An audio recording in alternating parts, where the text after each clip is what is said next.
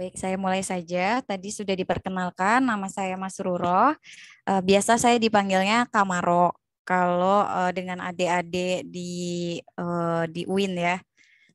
Terus saya memang salah satu alumni di Mahat juga. Sebenarnya beberapa teman-teman juga bisa menjadi sumber apa ya untuk pembicara gitu ya, karena mereka juga lebih hebat daripada saya gitu. Baik, untuk malam ini saya kemarin diminta untuk menyampaikan ya beberapa tentang metode, tentang apa sih gap dan novelty kayak begitu ya. Intinya adalah untuk penulisan jurnal. Mungkin di sini saya akan bahas secara umum dulu. Nanti setelah itu saya akan contohkan jurnal ya, dari jurnal proceeding, lalu jurnal internasional yaitu dari ada yang terindeks Scopus ya, walaupun itu proceeding, terus juga ada dari Atlantis Press atau dari jurnal lokal seperti itu ya. Baik, saya akan share screen ya. Oh, ini saya belum bisa share screen. Oh, bisa. Baik. Sudah terlihat? Sudah. Oh, baik. Sudah. Jadi, kalau kemarin kalian sudah mendapatkan materi awal ya tentang bagaimana menentukan judul, lalu juga subtema gitu ya. Nah, atau pendahuluan ya, latar belakang. Maka hal selanjutnya apa sih yang harus apa ya, yang harus dilakukan seperti itu. Jadi, hal selanjutnya dalam sebuah penelitian atau nanti akan menulis karya tulis untuk menghasilkan sebuah karya itu adalah kalian tahu metode apa yang akan dipakai seperti itu. Nah, ini saya akan tanya dulu, what is scientific research? Apa yang kalian tahu tentang penelitian? Ya. Kalau secara teori kita bisa baca ya, penelitian ilmiah itu adalah penyelidikan sistematis secara teori dan tersistem dengan ilmiah gitu ya. Dan benar-benar ini pun ada yang namanya hipotesisnya seperti itu. Lalu di sini juga berbicara tentang metode ilmiahnya, di mana proses metode ini yang membantu membangun gambaran akurat tentang alam semesta dan prosesnya untuk menjawab apapun pertanyaan yang kita miliki. Nah, artinya di sini kita sebagai peneliti ya, posisi kita sebagai peneliti itu kita mengamati semua proses atau mengamati lingkungan sekitar kita, dunia di sekitar kita. Nah, lalu merumuskan penjelasan yang akurat tentang fenomena yang akan diamati itu. Lalu kita juga menguji hipotesis dengan percobaan-percobaan, lalu menganalisis hasil penelitiannya apakah itu benar atau salah. Gitu. Jadi nanti di dalam metode ini akan terbagi dua metode, yaitu ada metode penelitian kuantitatif dan kualitatif. Bahkan ada penelitian pengembangan, yaitu R&D seperti itu. Nah, ini metode secara teori ya. Kita harus tahu dulu metode itu apa sih? Metode itu cara. Cara yang tepat untuk melakukan sesuatu. Karena ini adalah keilmuan, maka ada yang namanya logos, yaitu ilmu atau pengetahuan. Jadi metodologi adalah cara melakukan sesuatu dengan menggunakan pikiran secara sesakma untuk mencapai suatu tujuan. Jadi ketika kamu mau meneliti, mau pakai cara apa nih gitu? Apakah wawancara, apakah menyebar angket seperti itu ya? Nah, tapi metodenya apa? Kalau dengan wawancara itu masuknya ke apa sih? Kalau menyebarkan angket itu masuknya ke metode apa? Seperti itu. Nah, maka di dalam penelitian itu metode itu sangat penting gitu ya. Oke, 4 kunci dalam metode penelitian itu harus diperhatikan adalah cara ilmiah. Dia rasional atau tidak. Rasional itu bisa diukur atau tidak, seperti itu. Empiris, tersistematis atau tidak, seperti itu. Lalu, metode itu yang akan diambil datanya valid atau tidak. Dan juga tujuan. Nah, tujuannya itu untuk apa? Apakah untuk penemuan terbaru? Ya, berarti ini akan menjadi sebuah penelitian terbaru gitu ya. Ini nanti yang akan dibahas di novelty. Apakah ada pembaharuannya gitu dalam penelitian? Apakah tujuan dari metode ini untuk pembuktian? Ya, pembuktian dari suatu penelitian. Ini benar atau enggak sih hipotesisnya kayak begitu. Lalu ada yang namanya penelitian juga, tujuannya itu pengembangan, yaitu mengembangkan suatu teori yang sudah ada lalu dikembangkan menjadi sebuah teori baru atau green theory ya, green research kayak gitu. Ini nanti akan berhubungan dengan penelitian, riset dan development gitu, penelitian pengembangan. Nah, lalu kunci yang selanjutnya dalam metode penelitian itu ada kegunaan. Nah, kegunaannya untuk apa? Apakah untuk memahami, memecahkan suatu teori tadi, suatu pembuktian tadi benar atau salah, atau mengantisipasi suatu masalah gitu. Jadi menjawab suatu masalah yang akan kita teliti seperti itu. Nah, mungkin ini juga ada gambaran ya proses dari macam metode penelitian berdasarkan tujuan penelitian, yaitu ada penelitian dasar, ya basic research, ada penelitian pengembangan yaitu R&D, lalu ada penelitian terapan. Kalau berdasarkan tingkat kealamiahannya itu ada tempat penelitiannya, apakah tempatnya penelitian ini akan di sebuah lab, yaitu dengan penelitian eksperimen, atau penelitian ini akan di lapangan, yaitu dengan penelitian survei atau penelitian naturalistik seperti itu. Ya. Selanjutnya yaitu ada penelitian kuantitatif. Nah, ini mungkin saya jelasin dulu secara umum, nanti baru kita masuk ke intinya gitu ya. Menurut saya pasti kalian masih bingung ketika ini rata-rata semester 5 sama 7 ya berarti. Iya, Iya. Kak. Ya.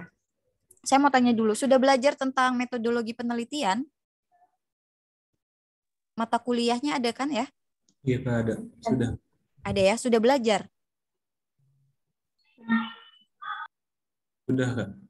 Ya, berarti secara basic kalian sebenarnya sudah tahu gitu di metodologi penelitian itu apa saja yang dibahas seperti itu. Nah, ini saya mengulas lagi, mereview lagi tentang metode itu sendiri. Nah, jadi di dalam metode itu ada yang namanya penelitian kuantitatif. Nah, jika metode penelitian kuantitatif ini berdasarkan filsafat positifnya atau disebutnya cara tradisional, cara yang sudah lama sekali dipakai dalam metode penelitian kuantitatif ini. Karena sifatnya apa? Sifatnya itu mengumpulkan data, ya. Alat ukurnya apa? Instrumennya apa gitu. Yaitu angket, kayak begitu. Lalu menganalisis datanya yaitu sifatnya statistik, hitung-hitungan. Tujuannya apa? Untuk menguji dan membuktikan hipotesis yang telah dibuat atau ditetapkan seperti itu. Maka secara umum biasanya metode kuantitatif ini terdiri atas metode survei atau metode eksperimen. Nah, ini juga kalian harus tahu metode survei itu apa sih gitu kan. Nah, itu yang biasanya kalian ada tuh ya, kalau via WA pakai Google Form itu menyebarkan angket gitu secara kelompok atau di grup gitu, di grup WA tertentu.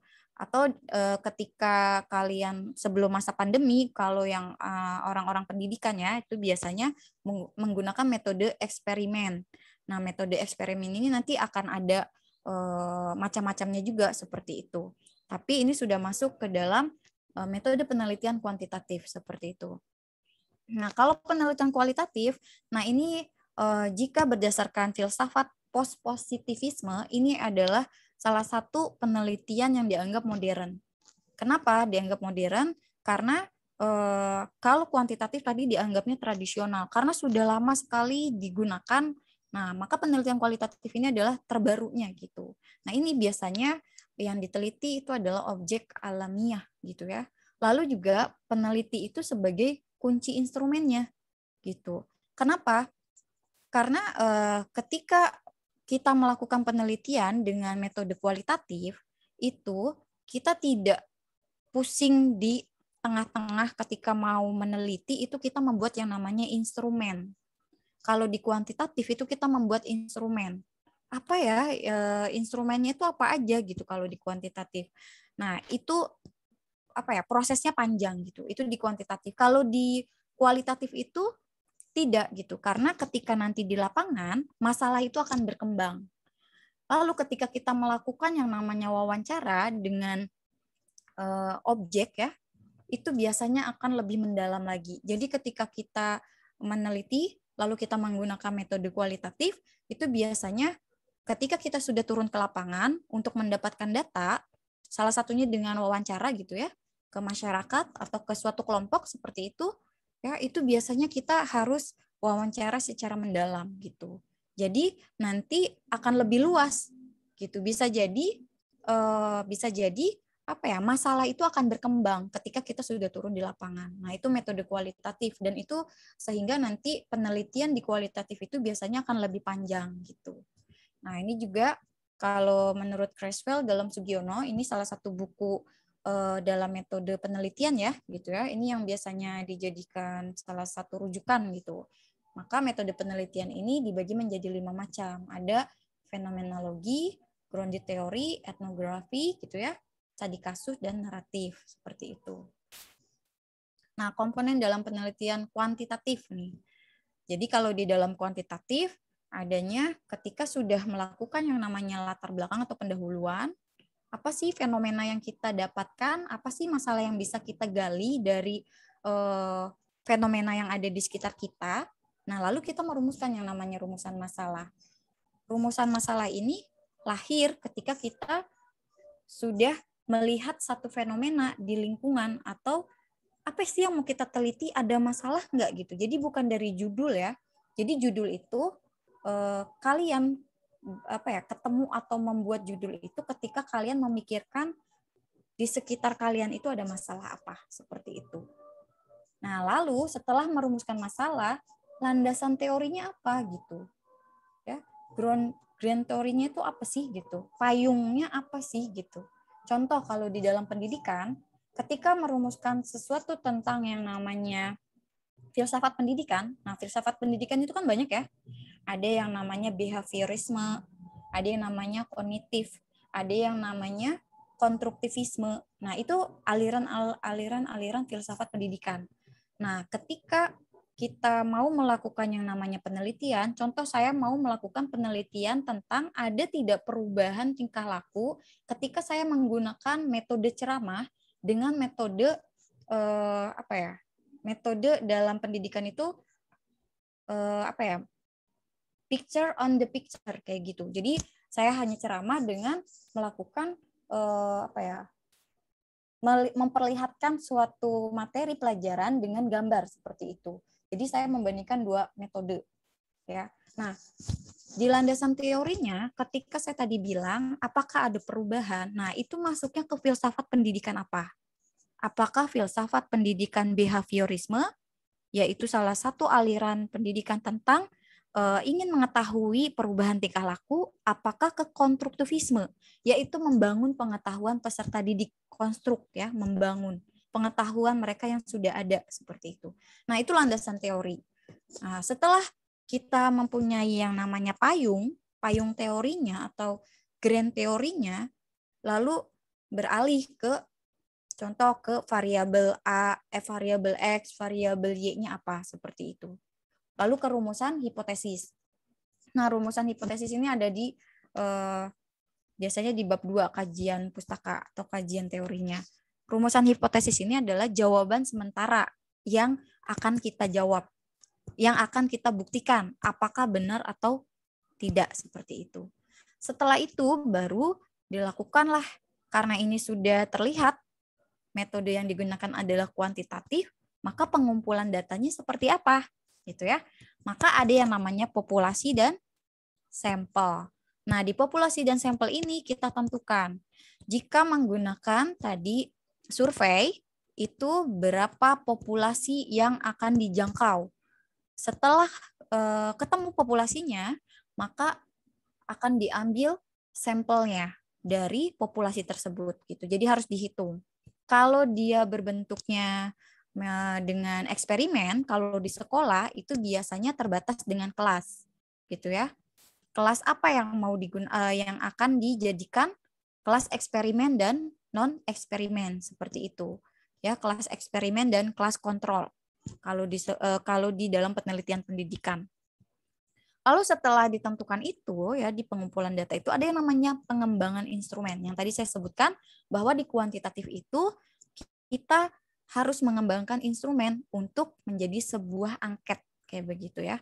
Lalu setelah itu ada yang namanya pengujian instrumen.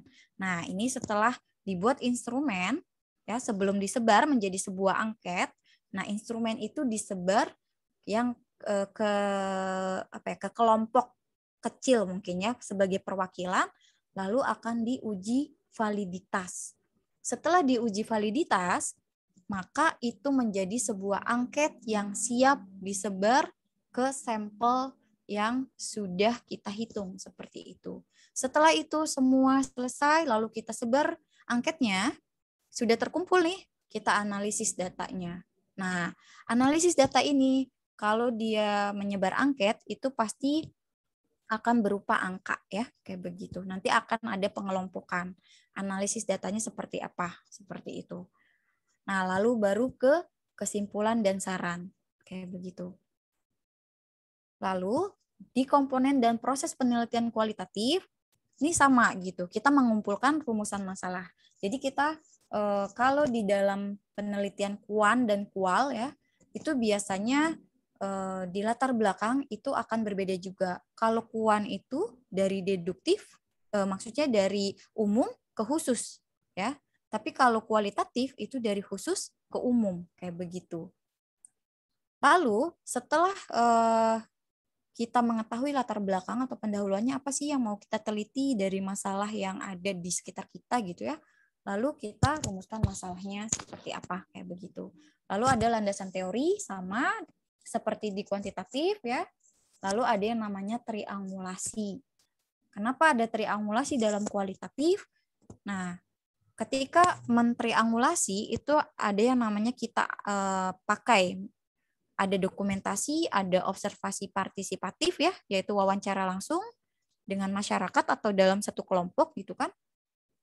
Lalu kita juga mengikut sertakan observasi partisipatif ini boleh dari tokoh-tokoh masyarakat ya, atau dari apa ya, selain tokoh masyarakat itu ada gitu, salah satu orang yang tahu tentang penelitian kita gitu. Jadi orang yang umpamanya kita meneliti di sebuah desa. Nah, itu bisa jadi kita mengajak partisipatif ini, observasi partisipatif ini bisa jadi kepala desanya, lurahnya seperti itu, atau RT RW-nya kayak begitu ya. Lalu wawancara mendalam ini ke masyarakat yang mau kita ambil gitu. Objeknya siapa kayak begitu. Lalu dari wawancara mendalam ini responden A, B, C dan seterusnya ini kita bertanyanya tidak hanya kulitnya, tapi lebih mendalam lagi kayak begitu ya. Nah, setelah data ini terkumpul, maka harus ditriangulasi. Triangulasi itu bentuknya adalah segitiga gitu ya. Setelah kita mendapatkan data dari dokumentasi, dari hasil wawancara, ini benar tidak sih kita tanyakan ke kelurahnya, ke kepala desanya, atau ke RT RW-nya. Lalu kita konfirmasi lagi gitu. Jadi ini benar-benar triangulasi itu segitiga gitu ya, di mana nanti akan mendapatkan sebuah data yang benar-benar valid seperti itu. Lalu dianalisis datanya, lalu ada kesimpulan dan saran seperti itu. Nah, kalau teori itu apa sih? Jadi kalau kalian membuat satu karya tulis gitu ya, ini biasanya berawal dari yang namanya kalian menulis apa ya? Jadi sebelum ke metode itu ke teori. Teorinya apa sih yang mau dipakai kayak begitu ya. Kajian pustaka gitu kalau di skripsi, tesis kayak begitu atau disertasi kayak gitu ya. Ini saya secara umum saja jelaskannya. Jadi ini ada beberapa menurut para ahli ya, di mana teori itu seperangkat konsep, definisi, dan proposisi yang berfungsi untuk melihat fenomena secara sistematik melalui spesifikasi hubungan antar variabel. Jadi nanti di sini ketika kalian sudah punya judul, ya, sudah punya judul, kalau di kuan itu ada variabel X, ada variabel Y, kalau di kual itu tidak begitu terlihat variabelnya, tapi sudah ada variabel nih gitu ya. Nah, di teori inilah yang nanti akan kalian cari. Nah, si teori X-nya ini apa gitu, si teori Y-nya ini apa gitu. Jadi ada variabel terikat, ada variabel apa nih? Ada yang ingat? Ada yang ingat tentang variabel X dan Y?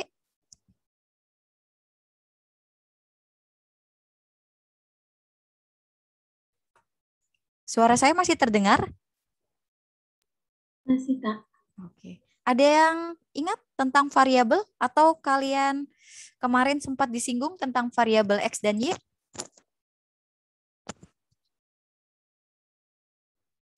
Variabel bebas satu lagi ya?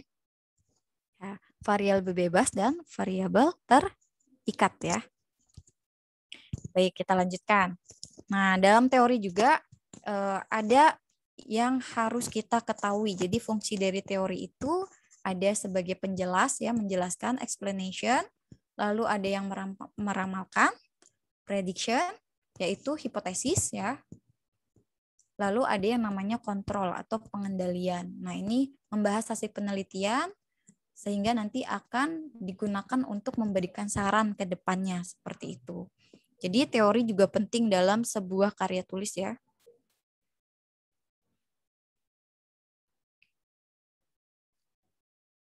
Nah, ini langkah-langkah ketika kita mau mau mencari sebuah teori. Tetapkan nama variabel yang akan diteliti. Jumlah variabelnya berapa? Kayak begitu. Biasanya paling umum untuk skripsi itu adalah 1. X1, Y1. Kayak begitu ya. X ke Y. Kayak begitu. Atau X1, X2 ke Y. X1, X2, X3 mempengaruhi Y. Kayak begitu. Dan lain sebagainya. Nah, lalu yang kedua, setelah kita sudah tahu variabel bebas dan terikatnya, X dan Y-nya, dan jumlah variabelnya, maka hal kedua yang harus kita cari adalah sumber-sumber bacaan. Dari buku pastinya, ensiklopedia, jurnal ilmiah, laporan penelitian ya, skripsi, tesis, disertasi. Jadi ini yang memang sudah terpublikasi seperti itu. Kalaupun yang tidak terpublikasi, maksudnya itu juga bisa digunakan, tapi yang sudah valid, yaitu data penelitian kayak begitu.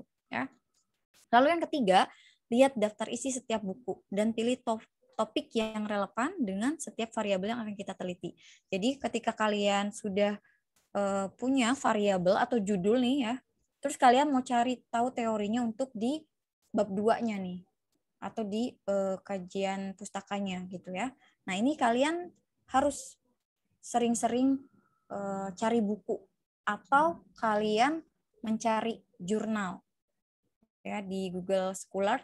Nah itu ada nggak sih variabel X dan Y yang saya mau teliti ini gitu. Nah itu bisa jadi rujukan referensi kalian untuk nanti dimasukkan ke bab 2 seperti itu, atau dimasukkan ke dalam kajian teorinya kayak begitu ya. Lalu yang keempat itu cari definisi setiap variabel yang akan kalian teliti dari setiap sumber bacaan. Lalu bandingkan antara satu sumber dengan sumber lainnya. Jadi kalau dulu pengalaman saya menulis skripsi dan tesis ataupun jurnal-jurnal yang sudah terbit ya yang saya tulis, itu biasanya ketika saya sudah tahu variabel X dan Y saya yang mau saya teliti, itu saya cek dulu di Google Scholar. Ada nggak sih penelitian ini? Kalau ada, umpamanya ada yang sama nih, variabel X atau variabel Y-nya dari salah satu variabel itu. Nah, itu cocok nggak dengan penelitian saya? Kalau itu cocok, saya akan saya download, akan saya baca sampai selesai, lalu saya akan jadikan referensi atau bahan rujukan seperti itu. Sama halnya juga buku. Jadi buku-buku dari manapun itu ya, atau e-book, nah itu juga bisa kita cari gitu. Apakah itu sesuai dengan penelitian kita seperti itu.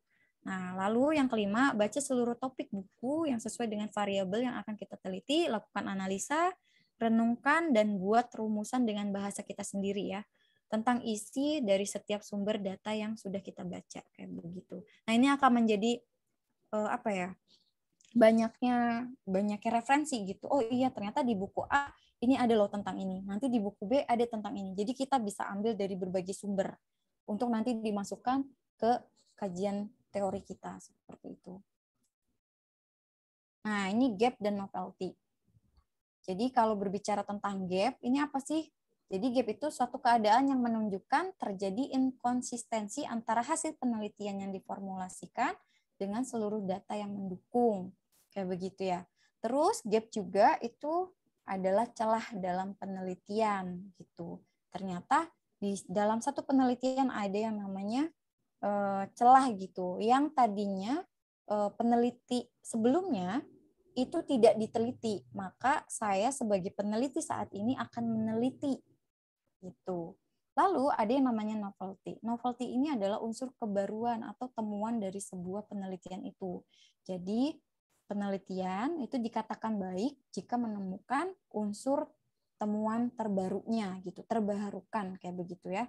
Jadi apa ya, keilmuan terbarunya itu ada gitu. Nah, untuk menghasilkan karya tulis yang kita itu bisa menghasilkan sesuatu yang terbarukan itu, kita harus mengkaji fenomena yang ada di sekitar kita gitu ya. Lalu kita pahami. Sudah ada belum ya penelitian tentang ini, tentang A, tentang B, tentang C? Kalau ada, ketika itu sama dengan penelitian lain, nah apa yang terbarukan dari penelitian kita? Apa bedanya penelitian kita dengan penelitian sebelumnya? Nah ini biasanya di skripsi pun akan ditanyakan kayak begitu. Atau di tesis, saya pun ketika menulis itu ditanyakan, apa bedanya penelitian kamu dengan penelitian kakak kelas kamu yang sebelumnya meneliti tentang ini, kayak begitu. Contoh saya meneliti tentang sumber belajar mangrove di Indramayu. Ternyata angkatan di atas saya itu ada yang meneliti tentang mangrove tapi di daerah Sumatera. Nah, karena saya melihat di daerah Jawa itu belum, salah satunya di Indramayu itu belum ada yang meneliti tentang mangrove, ya, dijadikan sebagai sumber belajar, maka unsur terbaru saya adalah bahwa sumber belajar atau mangrove yang ada di Indramayu itu belum ada yang meneliti untuk dijadikan sebagai sumber belajar di dalam pendidikan, kayak begitu. Unsur terbarunya adalah itu. Tapi ada yang sama dengan kakak kelas saya gitu, yaitu berbicara tentang sumber belajar. Gitu. Nah, itu bisa dijadikan satu penelitian ya. Nah, terus mulai browsing di internet, apakah sudah ada penelitian yang sejenis yang membahas topik yang sama? Jika sudah ada, penelitiannya sama persis membahasnya, mulai temukan apakah kondisi pada penelitian tersebut sama dengan kondisi pada fenomena yang Anda amati. Tentunya yang tadi saya sebutkan, ketika saya meneliti tentang mangrove di Indramayu dengan kakak kelas saya yang ada di Sumatera, itu berbeda ya. Kenapa berbeda? Dikatakan berbeda karena secara tempat itu saja sudah berbeda. Terus juga secara geologi, letak ya atau enggak geologinya gitu, batuan, tanah dan lain sebagainya, dia subur atau enggak daerahnya itu juga sudah berbeda kayak begitu. Nah, itu unsur terbaruannya. Nah, ini secara singkat aja ada, kalau mau buat jurnal itu ya atau karya tulis biasanya kita buat dulu bab 1 pendahuluannya apa. Jadi kayak proposal dulu lah gitu ya. Lalu kita menulis latar belakang masalahnya. Lalu mengidentifikasi masalah, rumusan masalah, kita tulis batasan masalahnya apa yang mau kita jawab gitu ya. Lalu manfaat dan tujuan penelitiannya apa, sistematika penulisannya seperti apa. Nah, di bab 2 kajian teori ini membahas kajian teori, merangkai bahasa sendiri atau parafrase dari bacaan yang sudah kita baca ya. Tadi dari sumber-sumber bacaan ada ensiklopedia, ada jurnal, ada laporan penelitian, ada skripsi, ada tesis, ada disertasi, dan lain sebagainya seperti itu. Lalu kolaborasi tulisan dari berbagai sumber tadi, lalu akan terbentuk yang namanya kerangka berpikir. Lalu ada yang namanya hipotesis. Hipotesis ini adalah jawaban sementara atas pertanyaan yang akan kita teliti nanti, seperti itu. Lalu di bab 3 ada metodologi penelitian, tempat dan waktu penelitiannya, lalu metode penelitiannya apa yang dipakai, teknik pengumpulan datanya apa saja, ya, lalu ada teknis analisis datanya apa saja. Nah, ini saya juga mencantumkan atau menuliskan tentang contoh daftar pustaka. Ini sebenarnya banyak ya contoh-contohnya. Namun kalau karena saya di FITK ya, di pendidikan, itu kaidah pustakanya itu dengan nama pengarang dibalik, tahun terbit, judul buku ini dengan judul buku yang dicetak miring, lalu tempat atau kota terbit, lalu penerbitnya dari mana, seperti itu. Nah, Ini ada contoh body note, nama pengarang, tahun terbit, halaman. Mungkin di beberapa fakultas itu ada yang sudah menggunakan body note. Tapi kalau di fakultas tarbiyah itu kita masih menggunakan footnote seperti itu. Nah, kalau footnote itu di bawah ya. Ada nama pengarang, judul buku, tahun terbit, tempat terbit, penerbit, halaman. Jadi kalian pun sama. Ketika menulis karya, ya karya ilmiah, kalian menggunakan body note atau footnote. Jadi kalau kalian di satu jurnal, biasanya jurnal yang di luar UIN atau jurnal yang ada di dalam fakultas atau jurusan kalian, itu kalian lihat template-nya ya, template. Jadi nanti ada format penulisannya gitu. Kalau dia menggunakan body note, jadi ketika kalian mengutip, bisa dilihat di sini, itu kita lihat tulisan tentang auditing, ini adalah pengertiannya apa, lalu ditulis oleh siapa dan tahun terbit. Bahkan ada yang menyebutkan juga halaman. Kalau yang body note ya. Kalau yang footnote, nah itu biasanya di akhir di sini ya. Kita tulis umpamanya ini satu, footnote yang pertama. Nah ini nama penulisnya, nama pengarang, lalu judul buku, lalu ada tahun terbit ya. Biasanya tahun terbit ini kalau yang terbaru itu di tengah. Seperti itu. Jadi ini juga harus yang terbarukan. Ini yang di Fakultas Tarbiyah ini masih yang 2 tahun lalu kayak begitu ya. Lalu ada kota terbitnya di mana, lalu ada penerbitnya dan halaman kayak begitu.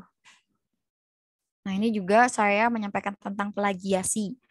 Plagiasi itu akan dicek kalau kalian menulis karya, yaitu ketika kalian mengutip tulisan orang lain tanpa mencantumkan sumbernya. Jadi copy paste. Nah, ini banyak sekali nih biasanya anak-anak SMA ya. Karena kebetulan saya juga mengajar di salah satu sekolah non formal gitu. Nah, ini ketika dikasih tugas makalah, itu rata-rata copy paste tanpa mencantumkan sumbernya dari mana. Kayak begitu.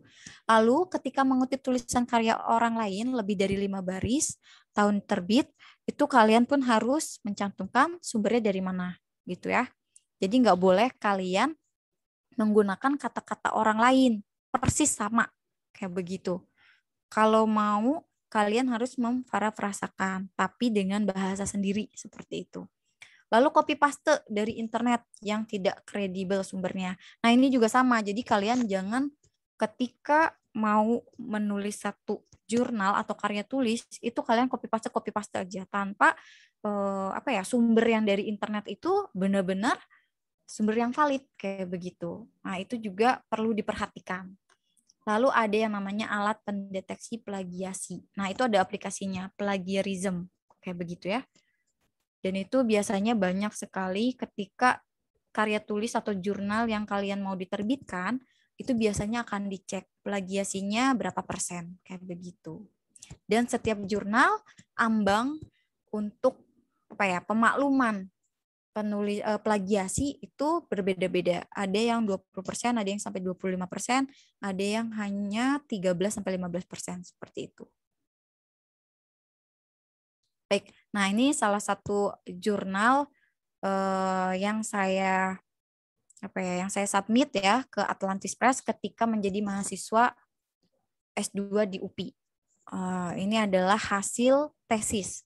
Jadi hasil tesis yang sebegitu panjangnya dari Desember digarap, Januari semprot, Februari dapat pembimbing, Februari akhir, Maret, April itu bimbingan, April pertengahan sudah mulai ke lapangan sampai Mei, Juni mulai mengolah data, Juli bimbingan lagi bab 4, bab 5, Agustus baru digarap menjadi sebuah jurnal, September itu baru ikut yang namanya conference kayak begitu. Nah, ini hasilnya.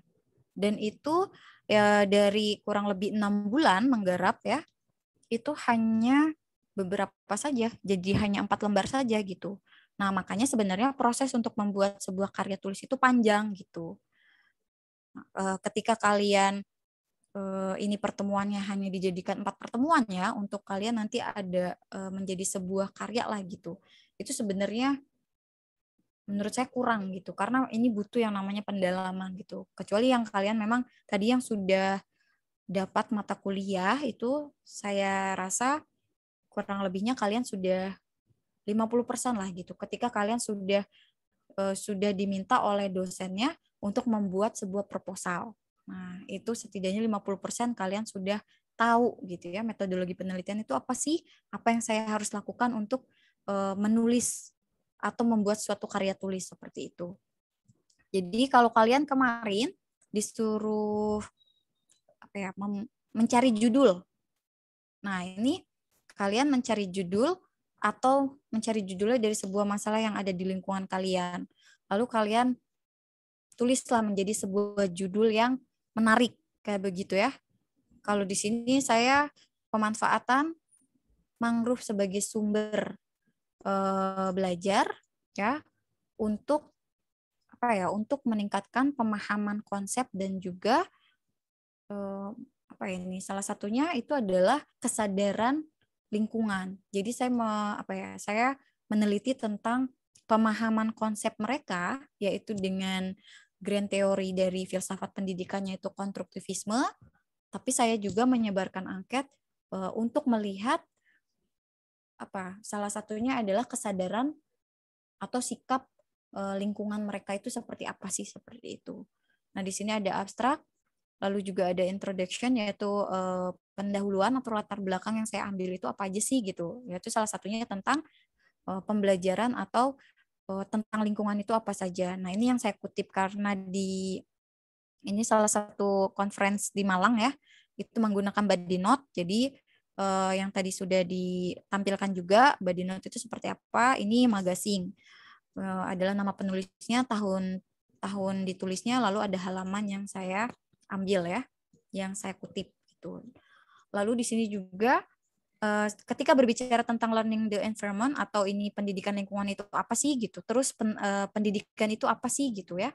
Lalu ada pemanfaatan tentang mangrove-nya karena di sini ada variabel X dan Y-nya, yaitu tentang sumber belajar mangrove ya, mangrove-nya sebagai sumber belajar. Lalu ada yang namanya pemahaman konsep dan kesadaran lingkungannya gitu. Nah, ini yang saya jadikan atau yang saya cari dari sumber-sumber jurnal, buku kayak begitu. Nah, ini yang saya ambil, kutipan-kutipan inilah yang berkaitan dengan variabel yang mau saya teliti kayak begitu. Nah, kalau di dalam beberapa jurnal itu tidak, atau ada juga yang mencantumkan teori itu di dalam latar belakang atau pendahuluannya kayak begitu. Jadi tidak ada di kedua itu teori lagi atau kajian pustaka. Tapi kalau di jurnal lokal itu ada yang masih mencantumkan teori apa yang digunakan di penelitian kita seperti itu. Kalau di sini langsung ke metode.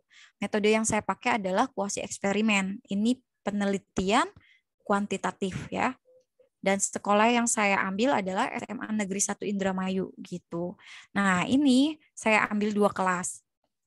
Yaitu kelas 11 IPS 1 ya, dan juga kelas 11 IPS 2. Nah, ada yang namanya kelas eksperimen, ada yang namanya kelas kontrol kayak begitu ya. Karena saya menggunakan kuanti, yaitu kalau di eksperimen itu ada yang namanya nanti tadi yang saya bilang di awal, yaitu ada metode ceramah, lalu ada yang menggunakan metode picture on the picture, seperti itu.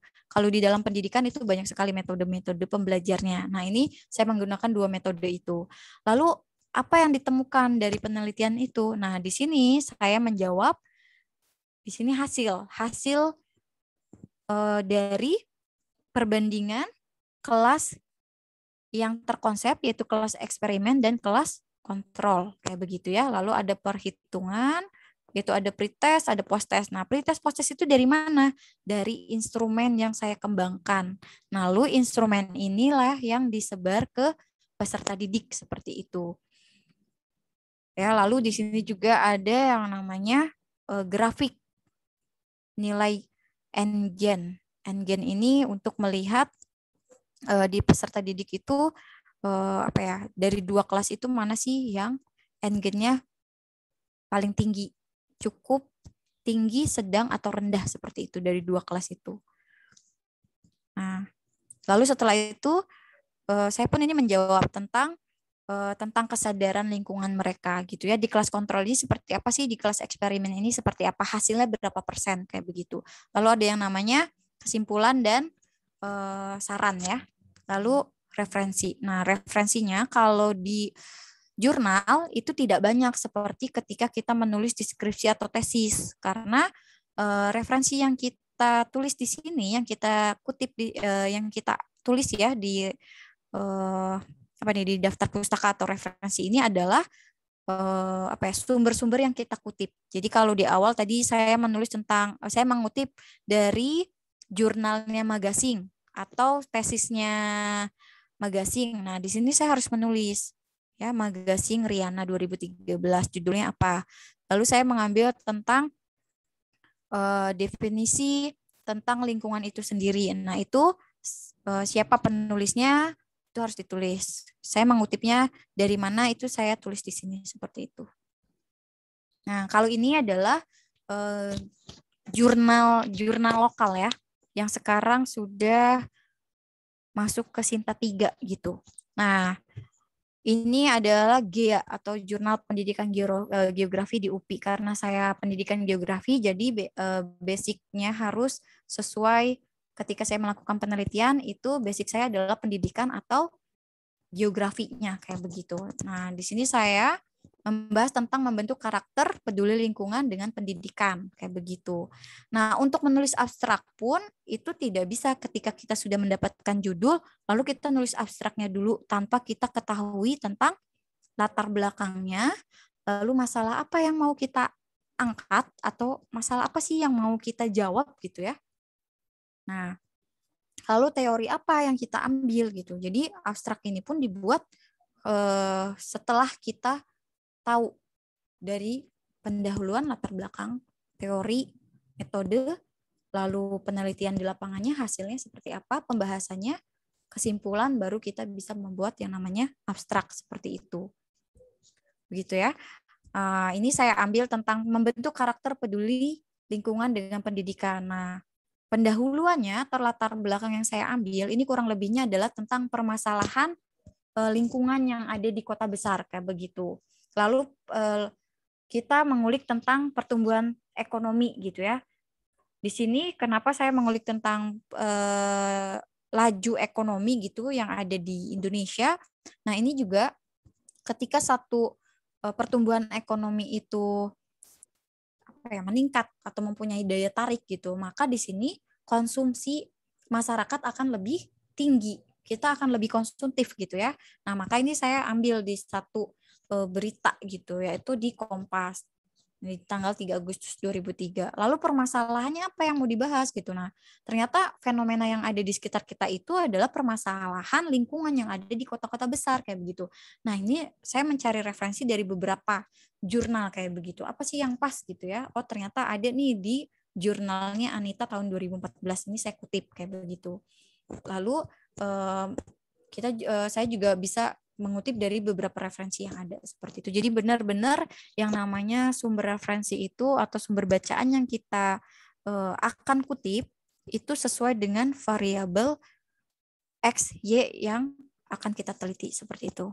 Lalu di sini juga tidak mencantumkan teori ya, karena di bab pendahuluan atau latar belakangnya di sini sudah kurang lebih menyinggung tentang teori yang saya pakai gitu, yaitu salah satunya adalah pembentukan karakter peduli lingkungan itu. Lalu metode penelitiannya di sini saya memakai kualitatif ya dengan pendekatan deskriptif. Sumber datanya yaitu data primer, data sekunder. Karena di sini saya dapat kalau data langsungnya itu saya mewawancarai ya. Lalu juga kalau di data sekundernya itu saya mengambil data tidak langsung kayak gitu ya dari orang lain atau berbentuk dokumen. Jadi mencari-cari dokumen tervalidnya apa sih tentang pembentukan karakter peduli lingkungan ini gitu ya. Lalu permasalahan lingkungan di Indonesia. Jadi ini pembahasannya kayak begitu.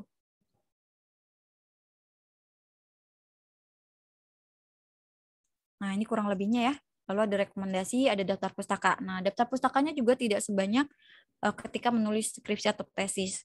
Ini hanya beberapa karena saya mengutip dari beberapa penulis gitu ya, dari jurnal, dari buku dan lain sebagainya. Bahkan dari beberapa situs online gitu ya.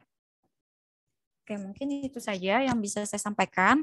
Mungkin kita lebih banyak apa ya, tanya jawab ya, karena nanti ketika ada kebingungan, kalian akan lebih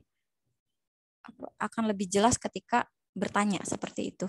Terima kasih, kurang lebihnya mohon maaf. Wabillahi taufiq wal hidayah. Wassalamualaikum warahmatullahi wabarakatuh.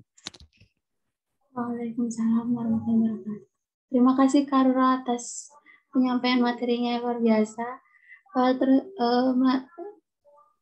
Ke sesi selanjutnya yaitu tanya jawab bagi teman-teman yang punya pertanyaan bisa disampaikan melalui chat atau bisa disampaikan secara langsung ya.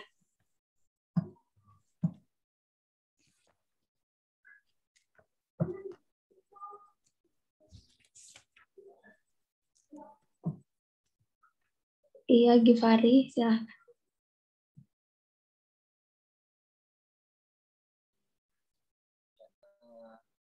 Terima kasih MC dan juga Kak Masrurah atas pemaparan materinya. Iya Kak, izin bertanya Kak. Sebelumnya saya Givari dari Mabna Syekh Nawawi. Yang pertama yang ingin saya tanyakan Kak, mungkin bisa dijelaskan kembali secara sederhana mengenai variabel itu Kak, variabel X dan Y. Terus yang kedua, bagaimana caranya kita supaya tidak terlalu banyak mengutip dari berbagai referensi. Ya contohnya dalam pembuatan makalah Kak. Soalnya sampai semester 5 ini makalah-makalah yang saya baca atau yang saya dapatkan di kelas itu mungkin terlalu banyak mengutip Kak. Jadi kurang menggunakan bahasanya kami Kak. Ya mungkin itu aja Kak yang ingin saya tanyakan. Ini langsung saya jawab saja atau kita kita kumpulkan dulu pertanyaan-pertanyaannya. Mungkin langsung kakak jawab dulu aja sambil menunggu pertanyaan lain. Baik, jadi untuk pertanyaannya Givari, apa sih variabel X dan variabel Y? Kayak begitu ya. Jadi variabel X dan variabel Y ini adalah salah satu apa yang disebut tadi variabel bebas dan variabel terikat. Jadi kalau kalian mau menentukan sebuah penelitian atau judul penelitian, nah kalian kan menemukan masalah dulu ya sebelum membuat judul. Contoh gini, saya mengajar tentang kewarganegaraan di kelas kimia ya. Kimia semester 1. Contoh nih. Saya akan meminta mereka untuk membuat sebuah penelitian. Maka apa yang harus dilakukan pertama kali? Nah, saya melihat sebuah permasalahannya adalah ketika mereka masuk di kelas mata kuliah saya, yaitu kewarganegaraan, pertanyaan yang muncul di benak saya, apakah dengan mereka mengampu mata kuliah kewarganegaraan, maka nasionalisme mereka akan tumbuh atau akan semakin nasionalismenya semakin tinggi seperti itu. Nah, itu pertanyaan yang muncul di benak saya. Nah, untuk membuat judulnya, maka saya harus mencari tahu variabelnya apa ya, kayak gitu. Oh iya, variabelnya adalah tentang nasionalisme dan juga kewarganegaraannya gitu. Maksudnya adalah mata kuliah kewarganegaraan kayak begitu. Maka akan muncul sebuah judul kayak gitu ya. Yaitu contohnya adalah sebentar, saya sambil berpikir.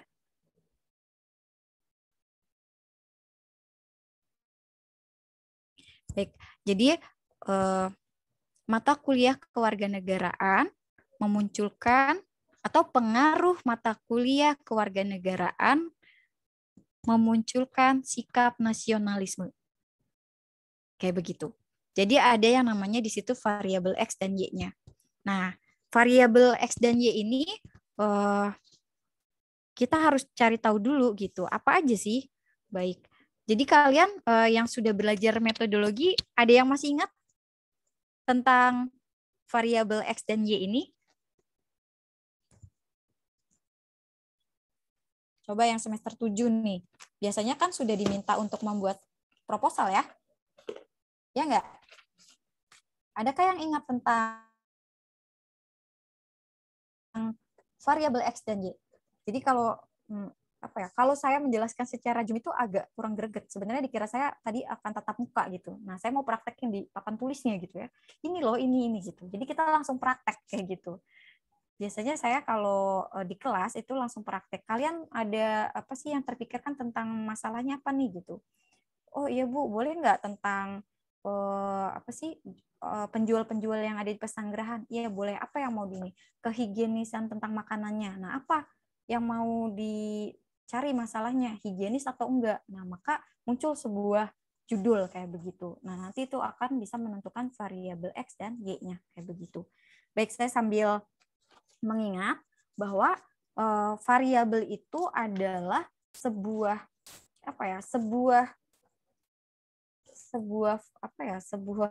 agak bingung gitu ya. Sebentar ya, saya sambil mengingat gitu. Siapa Givari? Jadi kalau mau mencari sebuah judul itu kalian tadi gitu yang saya katakan bahwa tadi tentang pengaruh mata kuliah kewarganegaraan terhadap nasionalisme mahasiswa kimia kayak begitu. Nah, di situ ada yang namanya variabelnya. Baik, saya sambil mencatat ya. Karena ini sebenarnya nggak enak juga saya cuma hanya berbicara tapi tidak menulis gitu.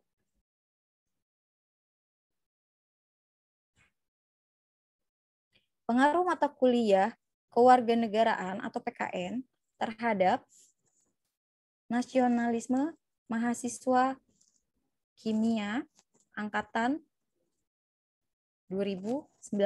Contoh ya ini. Nah, di sini ada yang namanya variabel X dan Y.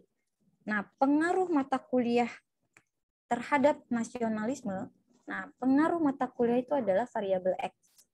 Variabel X itu adalah variabel bebas.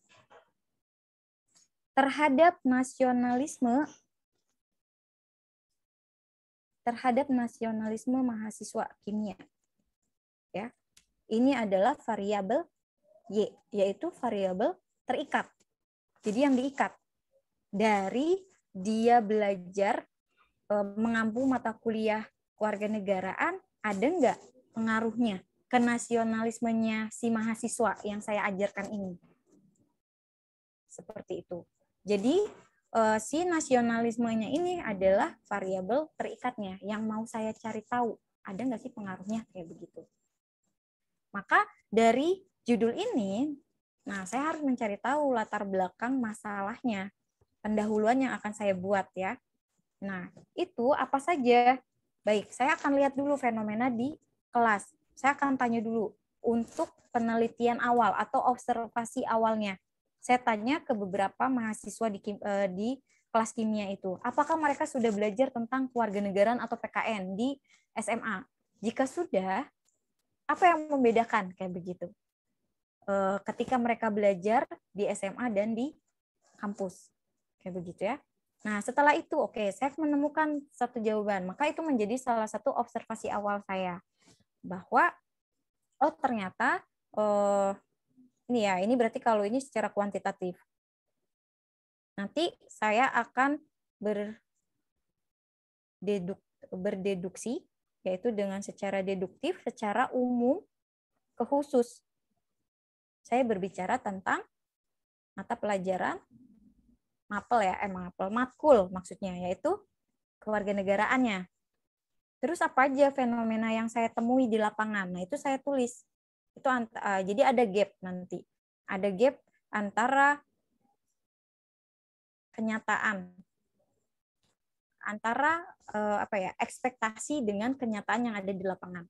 Oh, ternyata ketika mereka belajar PKN di SMA itu bosen, terus cuma dikasih tugas kayak begitu. Nah, itu saya jabarkan di latar belakang, di pendahuluan ya. Setelah itu khususnya apa? Mau ngebahas tentang si nasionalisme. Apa sih nasionalisme itu? Apakah berkaitan dengan ketika kita mempelajarinya di kampus? Atau sama aja ketika kita belajar di sekolah kayak begitu. Ya. Nah, ini sudah dapat nih yang namanya dari masalah ke judul, lalu ke deskripsi atau untuk mencari latar belakangnya. Kayak begitu. Setelah itu cari referensi-referensi, lalu setelah membaca referensi bisa kita kutip, kita bisa tuliskan. Gitu kan? Setelah itu kamu mau berpendapat kayak begitu. Nah, dari sumber-sumber referensi jurnal buku yang sudah kalian baca itu bisa kalian menuliskan pendapat kalian bahwa apa yang sudah kalian dapatkan dari sumber-sumber itu kalian ungkapkan kayak begitu. Ya. Untuk Givari sudah jelas belum? Ya udah jelas. Udah jelas. Baik, jadi secara simpelnya ketika kalian mau meneliti itu kalian tentukan dulu variabel X dan Y-nya kayak begitu ya. Jadi variabel X-nya apa, variabel Y-nya apa. Apa sih variabel bebas dan variabel terikatnya gitu. Kalau tadi dari judul yang saya bacakan yaitu pengaruh mata kuliah PKN terhadap nasionalisme mahasiswa kimia angkatan 2019. Jadi saya mau menjawab apakah ada pengaruh mata kuliah PKN yang mereka ampu dengan terhadap nasionalisme mereka kayak begitu. Nah, saya mau membuktikan ada atau tidak penelitian ini. Kalau ada, berarti ada pengaruh mata kuliah PKN terhadap nasionalisme mahasiswa kimia angkatan 2019. Apa saja? Ini nanti akan harus dibuatkan instrumennya kayak begitu. Oke, untuk yang kedua pertanyaannya tidak mengutip, agar kita tidak selalu mengutip ya dari berbagai referensi, karena biasanya makalah yang kita temui di perkuliahan itu kebanyakan mengutip ya. Jadi copy paste sumbernya langsung di copy kayak begitu ya.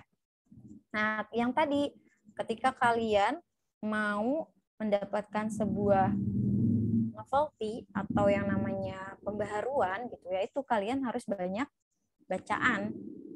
Jadi dari jurnal, dari referensi buku atau e-book ya, atau hasil penelitian dari tesis, dari skripsi atau disertasi, bahkan berita kayak begitu. Nah, itu bisa kalian baca dulu, tapi kalian itu mau apa ya? Mau dengan bahasa sendiri sehingga tidak banyak mengutip kayak gitu. Tapi kalau di dalam karya tulis itu baiknya kita mengutip kayak begitu ya. Jadi untuk bahasa sendiri itu atau memparafrasekan itu adalah setelah kita mengutip dari beberapa tulisan dari sumber kayak begitu. Jadi nanti kita berpendapat di bawahnya. Apa sih setelah kita baca dari berbagai sumber itu apa yang kita dapatkan kayak begitu. Nah, itu kita bisa menuliskan hasil pemikiran kita sendiri kayak begitu. Mungkin itu saja. Mana Kak Givari, apa sudah jelas? Iya, alhamdulillah udah jelas Kak. Sebelumnya terima kasih banyak Kak. Baik, sama-sama. Ya, ada pertanyaannya di chat. Iya Kak. Ahmad Dari Najib. Kak Haifa dulu. Baik, oke. Jadi kalau untuk kajian terdahulu itu ditulis di pendahuluan itu biasanya seperti apa? Kalau deskripsikan di subbab sendiri ya itu ya. Jadi kalau untuk kajian terdahulu, jadi penelitian yang sudah ada ya, yang akan dijadikan referensi. Nah, kalau di penelitian skripsi itu adanya di bab 2. Kayak begitu ya. Tapi kalau di karya tulis itu ada di pendahuluan di latar belakang. Itu ditulisnya di mana? Gitu ya, dan seperti apa? Jadi ketika kalian tadi contoh saya mau meneliti tentang pengaruh mata kuliah kewarganegaraan terhadap nasionalisme mahasiswa, saya mencari dulu ada nggak jurnal yang sudah atau ada nggak peneliti yang sudah meneliti tentang penelitian ini. Kalau ada, lalu saya kutip hasilnya apa. Nah, hasilnya itu menurut Magazine 2013 bahwa penelitian yang sudah pernah dilakukan dengan judul bla bla bla bla gitu ya. Nah, menghasilkan ini. Nah, itu yang akan nanti dijadikan di latar belakang. Itu biasanya kalau di kuantitatif kan karena dia segitiga biasa ya. Di atas itu luas, yaitu secara umum lalu mengkerucut. Nah, itu mungkin ada di tengah-tengahnya atau agak mau di akhir sebelum ke khusus kayak begitu. yang dikenainnya itu apa sih gitu. Nah, setelah itu baru maka penelitian kamu pun seperti penelitian sebelumnya yang dilakukan oleh Magazine 2013 tentang ini, maka penelitian ini pun membahas tentang apa kayak begitu. Seperti itu ya untuk kajian terdahulu. Jadi memang untuk memperlihatkan bahwa penelitian kalian itu ternyata sudah ada yang meneliti dan nanti akan ada pembaharuan, ada pembeda gitu, antara penelitian kalian dengan penelitian yang sudah ada kayak begitu. Oke, itu untuk Ahmad Najib. Ya, bagaimana Kak Ahmad Najib? Apakah jawabannya sudah bisa menjawab pertanyaannya?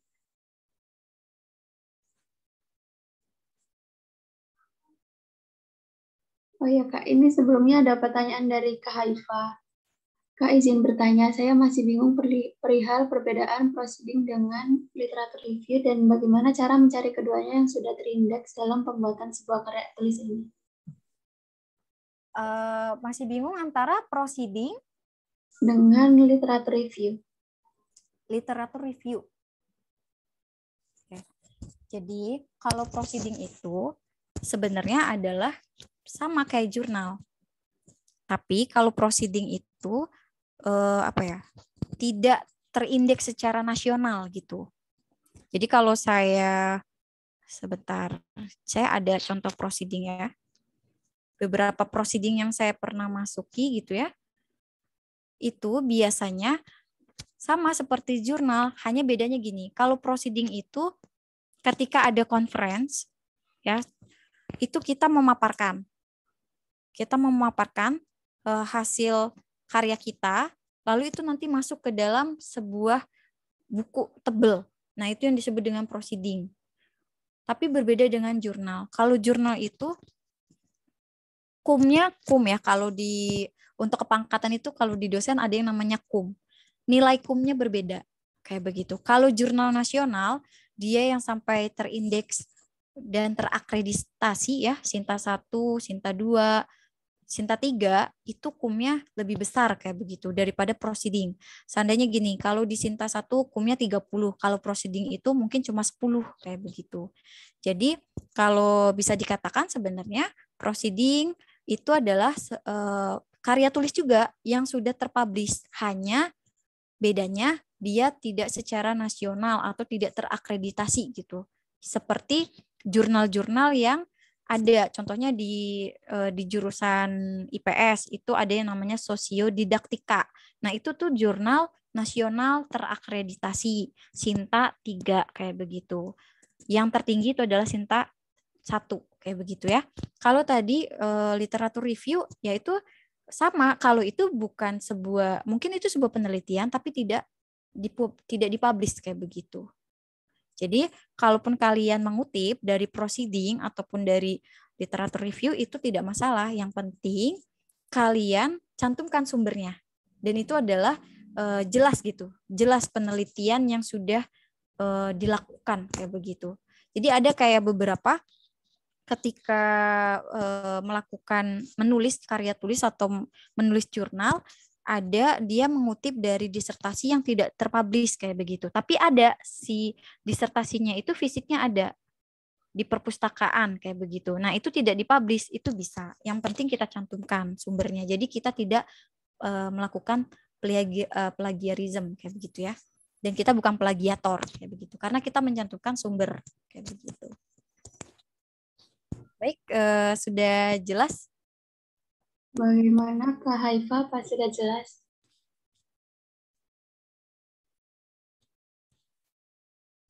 Alhamdulillah sudah jelas. Untuk teman-teman yang lainnya, apakah masih ada pertanyaan yang mau disampaikan kepada Kak Mas Waro? Baik, tadi ada apa ya? Sebentar. Membuat outline ya.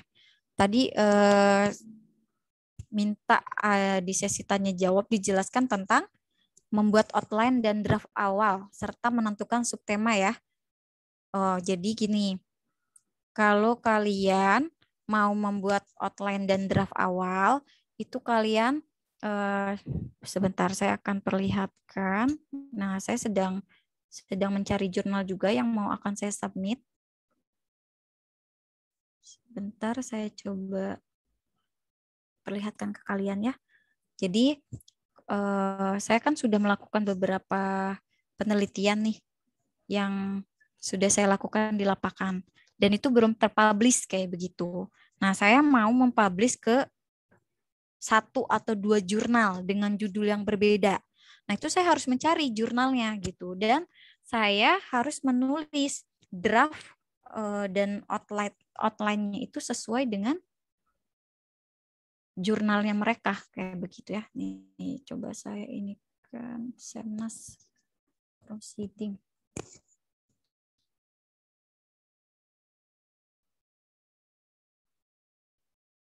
Sebentar, saya sedang buka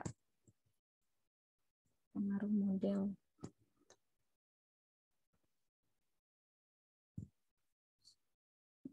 Baik.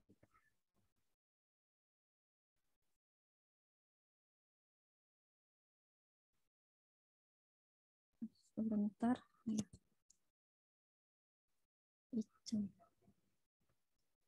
Baik nih. Jadi, coba saya share screen ya. Jadi kalau kalian mau menulis sebuah karya, nah ini saya proceeding. Sebelum jadi proceeding, itu saya nulis dulu di Word. Jadi ini belum sesuai dengan template yang ada dari penyelenggara. Nah ini dengan dosen pembimbing kedua saya. Nah ini saya membuat 2 jurnal yang tadi saya publish ke Atlantis dengan proceeding yang ketika itu diadakan seminar nasional.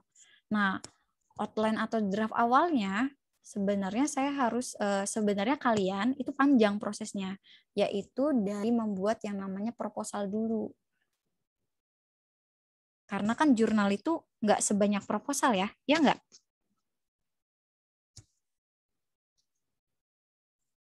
Iya, Kak, benar. Ya, hematnya adalah ketika kalian mau membuat sebuah jurnal atau karya tulis, ya, contoh lagi nih. Kita langsung praktekkan coba ya.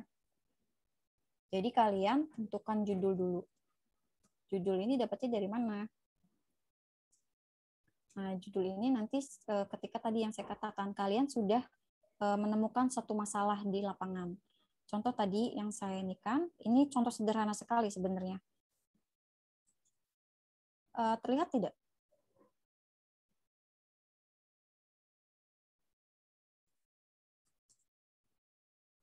Layarnya terlihat tidak ya? Lihat, Kak.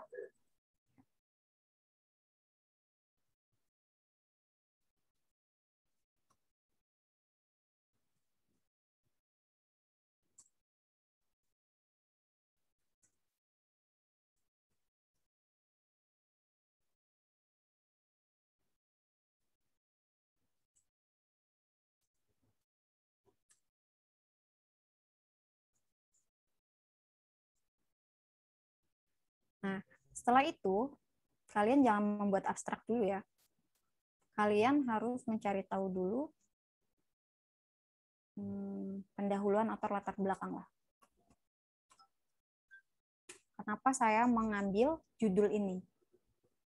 Masalahnya apa sih yang mau diangkat kayak gitu? Tadi kan yang saya bilang masalah yang saya dapatkan dari fenomena di mahasiswa kimia itu adalah mereka kan anak IPA ya, tapi kan kenapa mereka belajar kewarganegaraan? Terus ada nggak pengaruhnya setelah mereka belajar kewarganegaraan terhadap nasionalisme mereka? Apakah cuma B aja atau justru setelah mereka belajar kewarganegaraan di kampus, nasionalisme mereka itu lebih tinggi kayak begitu.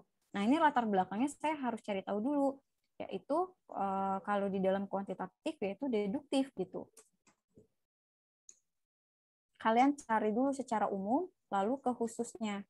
Kalau yang tadi ditanyakan oleh beberapa dari kalian ya, salah satunya adalah tentang bahasa sendiri, jangan banyak mengutip dan lain sebagainya. Nah, jadi ketika kalian sudah mengutip dari sebuah sumber atau referensi atau buku atau jurnal, Nah, itu contoh tadi yang saya ingat magazine 2013 tentang apa. Lalu ada lagi dari sumber jurnal ya, dari umpamanya saya ambil dari Purwanto. Nah, ini juga umpamanya tentang nasionalismenya. Nah, di sini kalian bisa memparafrasekan dengan bahasa sendiri. Jadi kalian benar-benar apa ya? Mungkin kalian menyimpulkan gitu, atau kalian mau berpendapat. Cara kerangka kalian itu mau berpendapat bahwa dari sumber yang saya baca itu ternyata nasionalisme itu adalah apa-apa-apa kayak begitu. Setelah itu baru kalian kerucutkan. Setelah dikerucutkan, baru ada penelitian-penelitian yang bisa kalian bahas. Satu atau dua peneliti yang itu sama mau meneliti tentang ini, gitu. Kalau ada hasilnya seperti apa, nah maka ini bisa dijabarkan di sini, dideskripsikan. Setelah itu baru seperti penelitian sebelumnya oleh siapa, menghasilkan apa, kalian boleh deskripsikan di situ ya, kalian jabarkan. Maka kamu sebagai peneliti atau saya sebagai penulis itu tertarik dengan penelitian yang akan dibahas ini, kayak begitu. Setelah itu baru rumusan masalah. Rumusan masalah kalau dari kuantitatif itu sudah terlihat. Saya mau mencari jawaban tentang apakah pengaruh mata kuliah kewarganegaraan ini berpengaruh terhadap nasionalisme mahasiswa kimia, kayak begitu. Jadi adakah pengaruh mata kuliah kewarganegaraan terhadap nasionalisme mahasiswa kimia, kayak gitu. Mahasiswa pendidikan kimia angkatan 2019, kayak begitu. Lalu setelah itu kalian boleh menuliskan atau menjabarkan kajian teori secara singkat, jelas, kayak begitu. Jadi nggak perlu teorinya dijabarkan panjang-panjang. Ya, kalau di jurnal seperti di proposal, kalau di proposal kan itu sampai 20 sampai 25 halaman ya untuk kajian pustaka. Tapi kalau di jurnal atau kalian di karya tulis, di proceeding dan lain sebagainya itu tidak perlu sampai berlembar-lembar kayak begitu.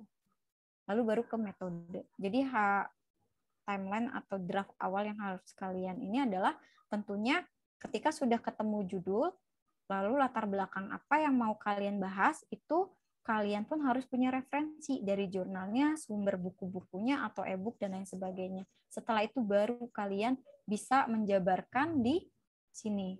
Setelah itu, latar belakang selesai, kajian teori atau teori yang kalian mau bahas itu juga diselipkan gitu ya. Atau kalian boleh dari latar belakang pertama, biasanya tuh pertama pendahuluannya. Satu pendahuluan. Lalu setelah ini rumusan masalah itu biasanya kalau di jurnal tidak disebutkan ya. Lalu yang kedua baru ada kajian pustaka. Nah, ini mungkin ada yang seperti ini ya. Itu bisa kalian jabarkan. Variabel X-nya yaitu tentang apa sih mata kuliah kewarganegaraan itu apa gitu. Atau grand teori yang terbesarnya apa deh tentang nasionalisme itu sendiri. Nah, ini saya harus cari referensinya dari buku-buku, dari jurnal gitu ya, dan lain sebagainya. Setelah itu, baru tentukan metode. Metodenya apa? Kalau ini adalah kuantitatif, maka metode yang digunakan metode kuantitatif dengan apa nanti? Apakah menyebar angket, ya? Lalu ada wawancara, ada dokumentasi juga atau tidak? Nah, itu disebutkan. Setelah itu baru. Nah, ini biasanya kalau untuk outlet dan lain sebagainya, template ya, kalau disebutnya kalau untuk di jurnal itu kalian sesuaikan dengan jurnal yang mau di-submit. Tapi kalau memang belum ada, lebih baik dibuat dulu seperti yang tadi, di Word-nya dulu secara gambaran besar gitu ya. Kalian nggak apa-apa kalau mau banyak referensi dari sumber-sumber yang lain, nanti kalau ada yang nggak perlu itu bisa langsung dipangkas saja gitu. Jadi hal yang harus dilakukan untuk membuat outline dan draft awal itu, kalian tentunya tadi harus menulis dulu apa sih judul yang mau dibahas kayak begitu. Lalu latar belakangnya apa aja. Dan untuk membuat suatu latar belakang itu nggak bisa tiba-tiba kalian menceritakan langsung kayak begitu tanpa dengan bahasa ilmiah.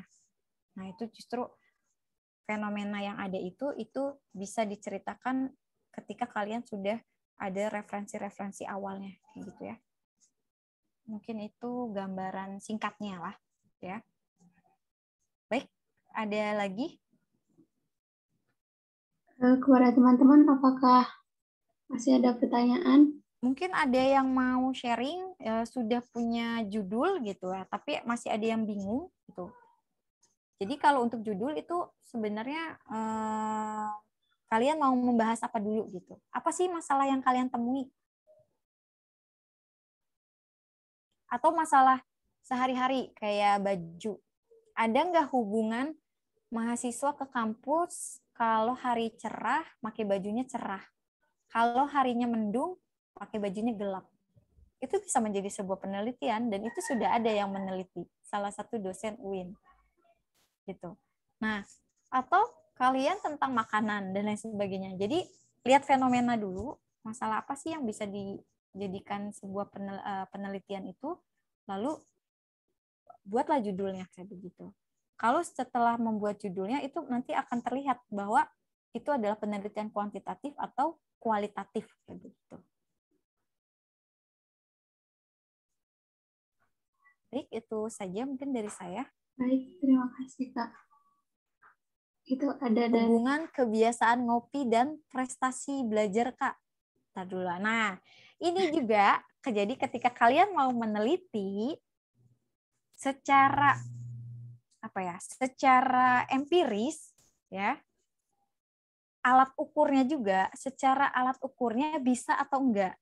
Nah, seperti yang ditanyakan oleh Ahmad Najib, hubungan kebiasaan kita ngopi dengan prestasi belajar. Nah, saya mau nanya, alat ukurnya seperti apa? Ada nggak alat ukurnya? Jadi kalau kalian kayak sakit, demam, kalian mau ngasih obat. Obat demam itu apa? Paracetamol, ya kan?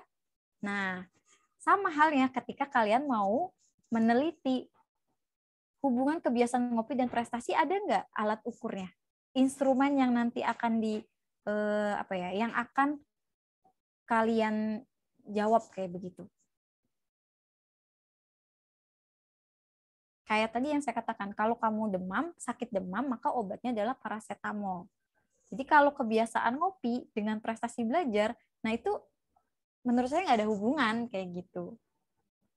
Karena alat ukurnya nggak ada. Coba.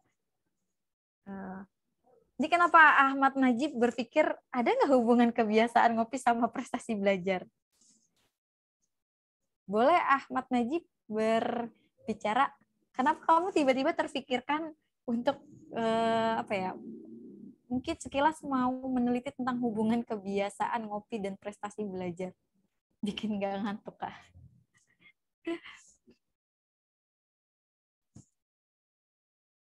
Hubungan kebiasaan ngopi dan prestasi.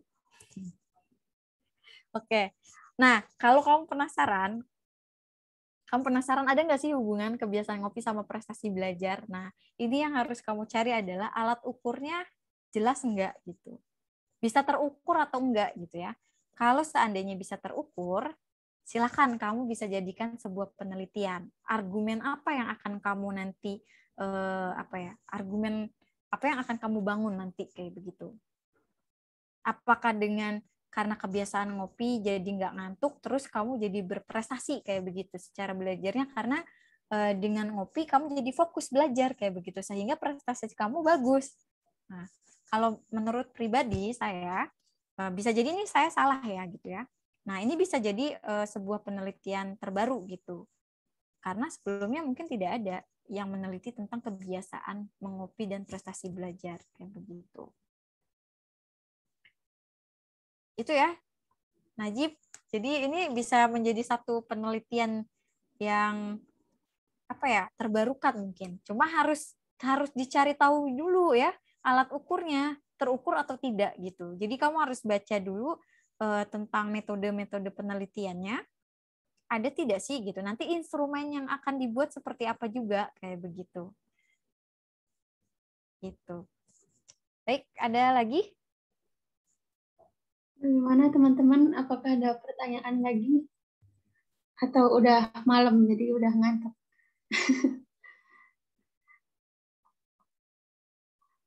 Mungkin sepertinya cukup Kak dari teman-teman pertanyaannya. Nanti kalau teman-teman Anda yang mau ditanyakan lagi bisa langsung ke Kak Roro atau bisa melalui RND ditanyakan, nanti akan disampaikan ke Kak Roro.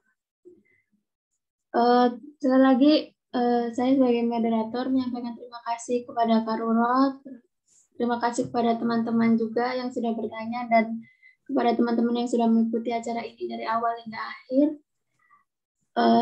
Mungkin kita tutup acaranya hari ini. Saya sebagai MC undur diri.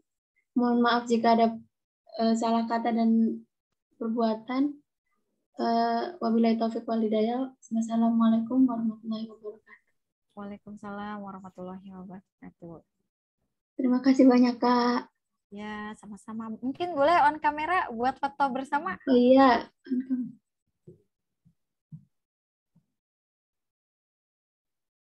Saya teman-teman yang bisa on.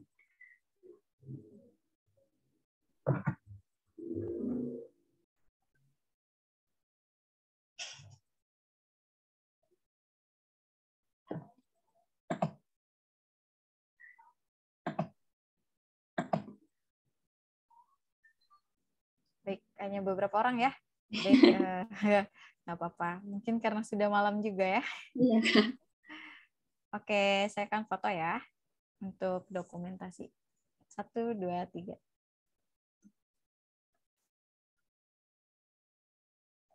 Ya, sudah. Sudah. Terima kasih Baik, banyak terima Kak. kasih. Saya pamit ya. Iya Kak. Terima kasih. Ya. Saya pamit ya. Terima kasih. Kurang lebihnya mohon maaf. Wabillahi taufiq wal hidayah. Assalamualaikum warahmatullahi wabarakatuh. Semoga the next kita bisa berjumpa ya di lain kesempatan. Terima kasih banyak Kak. Terima kasih banyak juga buat teman-teman semuanya. Boleh live.